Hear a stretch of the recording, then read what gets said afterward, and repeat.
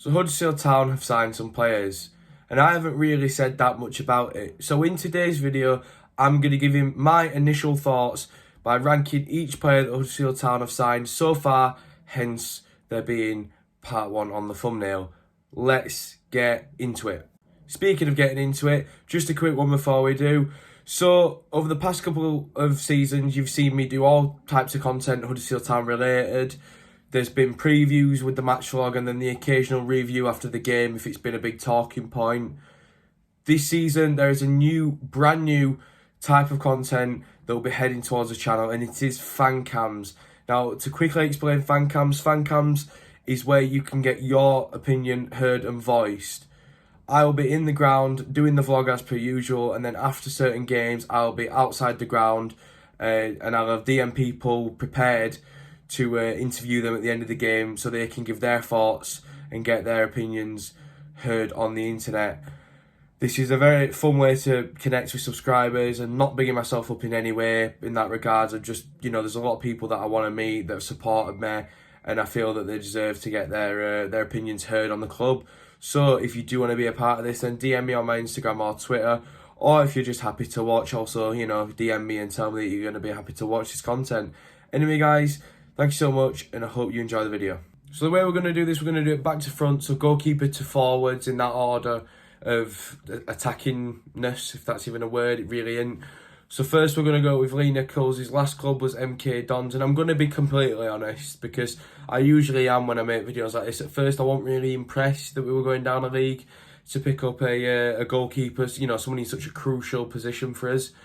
But from what I've seen, he doesn't look half bad. He looks a good all-round, a good shot stopper, and his distribution doesn't look too bad. So time will tell with him, but in my honest opinion now, I actually think he should be number one for the season over Schofield, because I think Schofield just got that mistake in him at the minute, and towards the back end of last season he was pulling off some mad saves, but then it was the easy stuff that he was letting himself down in, the positioning, the just not having the right awareness. And I think Schofield could learn from Nichols maybe. So I think Lee could be our number one this season. Hopefully he is.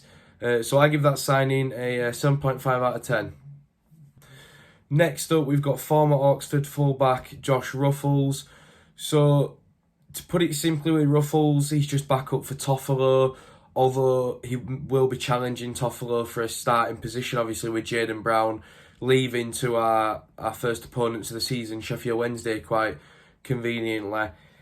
So Josh has described himself as being in the prime of his career, which for us is absolutely perfect, because we want a player that's in his prime. We want a player that's, hungry to compete with Toffolo for that starting left-back spot. So, do you know what? I like Ruffles' attitude. Not many players can come in with that attitude and actually back it up. If he does, be a good signing. And for that reason, I'm going to give this signing a 7 out of 10. Next up, we've got the first signing in the window, and that's Matty Pearson, formerly of Luton Town. So Matty's described as a centre-back who can play holding midfield and sometimes full-back, but I really don't think he'll be going out to full-back with the other signings that we've got. So, to be completely honest, I'm really happy with Matty. He seems like a strong player, someone who can, battle for the ball, and I think he's what we need if we're going to go 3 at the back formation. 3 centre-halves have got to be good, and Pearson looks like he will be a good one. From what I've seen so far, looks a decent signing, and obviously the versatility adds up in the point. So I'm going to give this signing a 7.5 out of 10. Now, next up, we've got a very, very special talent to talk about, and that is Levi Colwill of Chelsea. We've secured him on loan for the season. He's been described as the next big thing for Chelsea. So, when those sort of phrases get thrown around, often the player can, come under a lot of pressure and not perform to that. Hopefully this lad doesn't do it, because on paper he looks like a really solid centre-half, got to be starting every game for me. We've got rid of some high earners, and we've brought in, players that will be on a lower wage, that are younger. Also on the other side of the coin, you got the more experienced. Reducing the wage bill was the actual idea, so to get players that will perform even better than what we've just got rid of, and reducing the wage bill is massive. And Colwell's one of those players, obviously we'll pay his wage for the loan deal, but I doubt he'll be on loads. Looks really quick, looks really solid, could be a very, very good prospect for Chelsea, but an even better, hopefully, solid defending leader in the absence of Schindler. So I give this signing an 8 out of 10.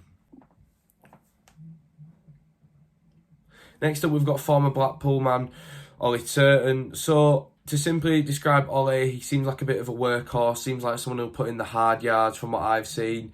You know, got very good stamina, and it's said that he will be playing in a right-back role, a centre-back role, or possibly a box-to-box role. From what I've seen or heard, might not be true. But yeah, he's clearly got stamina if he can do those. I'd personally like to see him as a backup to Pippa, you know, making the odd appearance in midfield. I think that'd suit him quite well. But yeah, he seems hungry. He seems, you know, in the best football of his career, as he said, similar to what Ruffles said. So hopefully this goes well. But to be totally honest, I'm going to give this signing an 8 out of 10. Now, we could have arguably saved the best till last, and it's Jordan Rhodes, the veteran striker who broke numerous records playing for us back in the day. And yeah, it's great to see a familiar face that's actually done good, you know, for us in the past, and not one that's just played in the colours. I think we owe it to Jordan to give him another chance playing for us, and you know, hopefully he can get double-digit goals this season. If he gets that, then we're happy. We're laughing, essentially, as you could say. I've got faith in Jordan. What I haven't got faith in at the moment is the lack of service that we've got. You know, we've just got rid of... I mean, we've still not replaced players from seasons ago that were playmakers. We've just got rid of Karel Eitin. He's returned to Ajax, then gone to a Belgian team. Obviously, we're not getting him in now.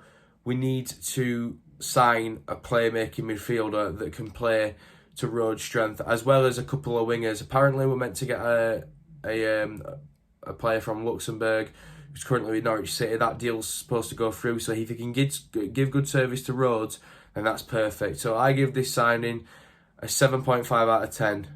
But all in all, we know why we've signed these kinds of players, to get rid of the dead wood and to add depth to the squad and have players competing for positions, and that's what all these lads are going to do. I've got a lot of faith in all of them going into the season, and hopefully they can bring us a lot of joy in our first season back after everything that's kicked off. So yeah, that's all from me in today's video. Like I say about the fan cams, if you want to feature or you're happy watching, then leave a comment down below. If you do enjoy the content, let me know down below in the comments and leave a like also. Anyway guys, thank you so much for watching, and I'll see you in the next one, and I'll see you on Sunday at Hillsborough. Are you ready?